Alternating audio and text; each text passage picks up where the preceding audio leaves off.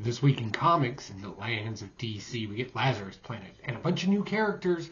And for some reason, we're talking about some characters in it that I don't think anybody cares about, but we keep bringing them up.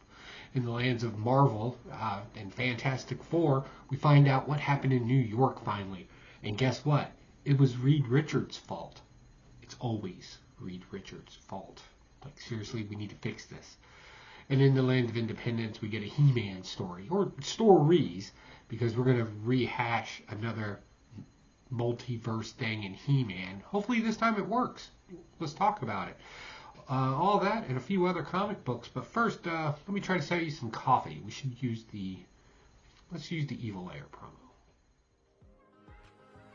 Hey weirdos, do you ever find it hard to get going in the morning? Do you need a swift kick in the butt to get your day started? I find a good cup of coffee helps me supercharge my evil genius ways and motivates my villainy. Coffee Brand Coffee is the perfect start to my dastardly day. They offer multiple roasts and flavors, teas and cocos, while you sit by the fire and watch all your enemies burn. Go to Coffee Brand Coffee today and use promo code POCANJOE and save 10%. Coffee Brand Coffee. No gimmicks, just coffee. Hey, you wonderful weirdos. All right, let's jump into this week's comic books. It's a relatively small haul, so we should get through this pretty quickly.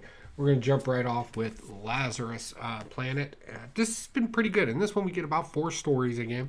The first one, we're dealing with the Huntress, right? So Arkham Asylum is gone, if you've been following your Batman lines lately. I know it's hard. So that's gone, but now they made Arkham Tower because, big jump there. And there was a bunch of weird stuff that happened there. But anyway, Huntress ended up getting involved in this particular psychiatric type care there for a while. So everything's gone to crap because of the mysterious rain that's making everybody crazy or giving them superpowers. And apparently Huntress needs to get in there. Why Huntress? I don't know. I've never really been a Huntress fan. I get the concept. It's cool running around with crossbows. But I don't get it. And in this one, we kind of do the whole, am I part of the Bat family? Am I not part of the Bat family? Blah, blah, blah thing. The cool part of this is that she's kind of like a video game, right? You got to get from point A to point B, and she's got to fight a bunch of people. And we bring up some villains in here that we probably haven't seen a whole lot of, like Onomatopoeia Man. I just like saying that. Onomatopoeia. Right? We bring him in here, along with some well-forgotten characters from Batman's past. So they're in here, and everybody's, there's that thing. There's obviously something more to the story, but for the most part, I don't know. Just out of all the ones that have happened, this was probably the weakest one. There's a little bit of a cult thing going on. That's redeeming, because I like cults. I don't want to be a member, but I like watching cults. It's fascinating to me. The next one is a Doom Patrol one, and in its true quirky weirdness, right? It's just that the rain's made a mushroom man. I think that's a little weird, but okay, I get where you're going. They're doing the whole ant and the spore thing, zombie ant thing. Only they're using people. It was fun. Not what I would normally typically see in a Doom Patrol story, but whatever. And the next one, we rehash an old Flash character and make some new characters at the same time. The old Flash character, the enemy being the Turtle, kind of stopping time. Well, the Rains apparently made a character who can absorb the energy, and it's kind of a weird, it just didn't mesh very well. I don't completely understand the power set. If you shoot energy at them, they're able to absorb it, but it hurts them. That's not a superpower, right? That's ouch. I don't know. It was kind of weird. I did like it though, but I don't really want to follow it. And the next one, the one that I probably enjoyed the most, was this one, the very last one. Very anime-ish. We have a character who we assume is dead, but alive, living dead. I think is what. Yeah, just use the word living dead. So, and we get Asian Batgirl. I always forget her name, regardless. So Asian Batgirl and Asian Dead Girl, who can talk to dead people, as fighting vampires, right? Because vampires. And of course, because they're dead and magical woo-woo stuff. We have to throw a character in that people really watch and people kind of like, and of course that's Constantine. Of course, when Constantine's evolved, somebody's got to pay, and unfortunately, it's Asian Batgirl. She gets dragged off to the afterlife, I think is what we're going to call it in this one. It was kind of cool how they used some of the Chinese lore in here with the throwing of the magical words on paper at the monsters and stuff like that. I do enjoy Chinese mythology as well. It's fun. There's a lot of quirky stuff in it. So all in all, I'll call this a hit, even though it did have its moments where it was like, I don't really care. But for the most part, it was pretty good. All right, moving on, we get Swamp Thing, Green Hell. So we kind of upped the ante in here. First off, how long ago did issue 1 come out? Because it seems like it was like forever. But this one finally came out. I had to go and like reread the other one because I'd forgotten all about it. In this one, we find out that, John Constantine dragged Swamp Thing out of his little heaven, his own little made-up heaven that's inside the green, right? The green being the element. So all the elements want to destroy Earth, even the green. John Constantine brings Swamp Thing back, and all the elements are like, hey, look, Slim, we don't want you here getting involved. If you're going to do this, you will not be able to go back to your little family and your little afterlife thing. Oh, and this will be the only life you have. No regeneration, no nothing. This will be it, and you'll have to go to war like this.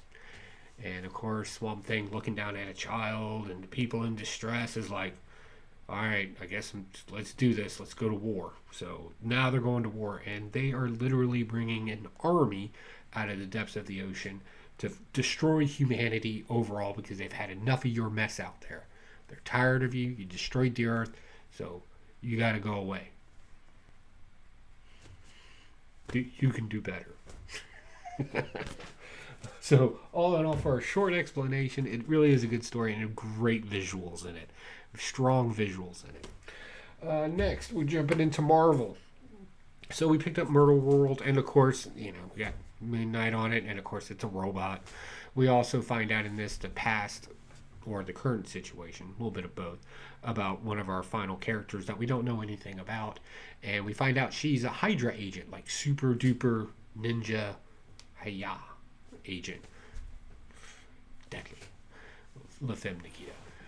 And of course, they're sneaking behind the scenes to go after Arcade in this was really all part of his Master Genius plan. And now we have 2 that are fighting this advanced robot, Moon Knight.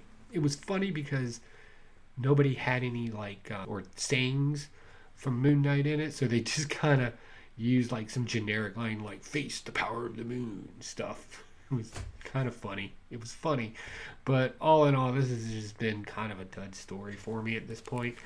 I'm gonna follow it through because I'm already this deep into it. Might as well just go ahead and suffer a little bit more. But all in all, on the scale, I'll just have to say nah. Next, as mentioned before, so issue 4, right? We haven't had 3 before. It kind of found out why we found out where everybody was, and this one we find out why they were there. And the reason being is Reed Richards, right? There's an invasion on Earth, and Reed Richards has got to come up with some super big brain idea, so he quickly stretches into the Baxter building and makes a time dilation, temporal, whatever they want to use, like time travel. They always have to say temporal. It's really a misuse of the word, but whatever. So he makes this thing, and what happens is like, let's say the sun's here, right? And the Earth was here. He puts that in a temporal and shifts everything over to here. So it's time travel, really. And it's going to take him an entire year to get back everybody that was affected by this flick of the switch temporal thing. The problem with this is it was their kids, the Reed kids, and it was Thing and Alicia's kids as well, the 2 little alien kids they've kind of adopted. It was them too. And this is a problem, right? That this is not good. So then we catch up with the Fantastic Four and where they're at, and where they're at is apparently, and was the genius of this story this week. There was some genius stuff with it. There's this plant life, we'll use loosely, that probably came to Earth in some way, shape, or form. They didn't really explain it. Possible meteor, that type of thing. And it's got Thing and Alicia kind of in this little sack, and it's kind of just feeding them, instead of pleasant memories, right? Which I've always been an argument of this. What if you're going to take over the brain and subdue the Thing?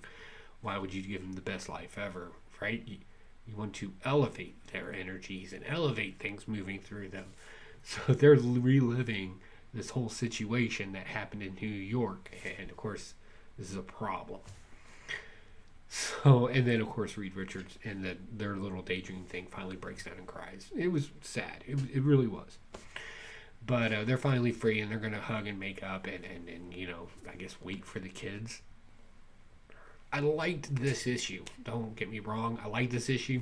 I'm being sarcastic when I say it's always Reed Richards' fault. I love this because it used a lot of scientific stuff to explain its story. Like, there are things in there you're like, I don't even know what that means, and it should encourage you to go look up some of the words they used in there, like the process of something traveling from space, crashing to Earth, and being it's been dormant as it travels through space. Some of the science woo-woo stuff is actually real science stuff, and I was kind of impressed with that. So kudos to the writer on that, like legit. I'm gonna keep following this down. I enjoy it. All right, next, I hate Fairyland.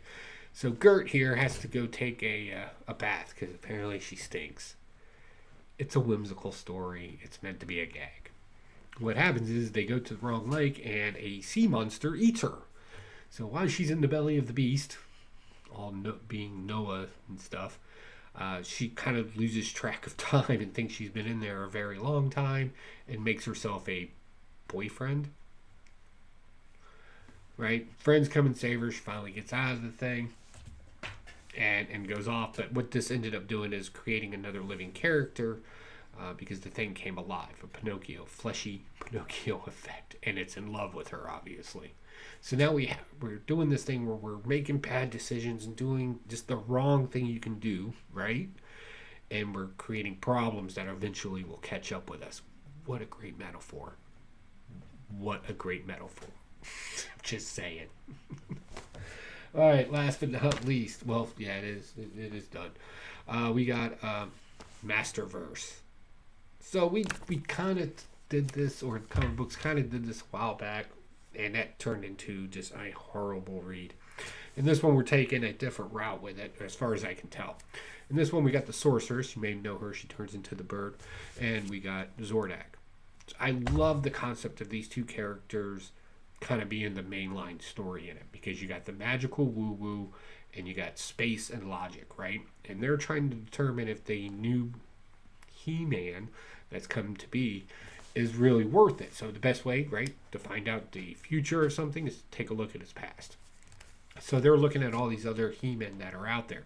One of the stories is more of a horror version of He-Man. Like, it was legit. Like, it was kind of hard to tell if he was actually a good guy or not.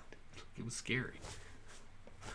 And then there was one extremely, very cartoony, very cavemanish, and then they kind of cut back into the them talking and what this looks like and what this is. I like this kind of duality of faith and reason and logic, right? Kind of working together to figure out what's the best opportunity here, or what's the best case scenario. I enjoyed that, so I'll probably be picking up some more of it. But as long as it doesn't do that thing that the last run did, where it was like everybody can be He-Man. Nope, I can't. Like, I can't. Nope, I'm not. Nope, I'd rather just read about somebody being a He-Man. So that's my haul for this week. I got to get back out into the evil air. I'm making a comic book box for somebody. We're going to jazz it up a little bit. So if you haven't, definitely check out the Evil Air Projects and Builds. We'll have that out by the end of the month. I'm still working on it. It's hard to make a box. And if you get the opportunity, definitely check out Coffee Brand Coffee or my merch store down below. Have fun with that, definitely. Coffee always makes a good gift. So, all in all, pretty good haul this week, even though it was a short one. I'm going to get you out of here early. All right, guys. Be cool. I'll talk to y'all later. Bye.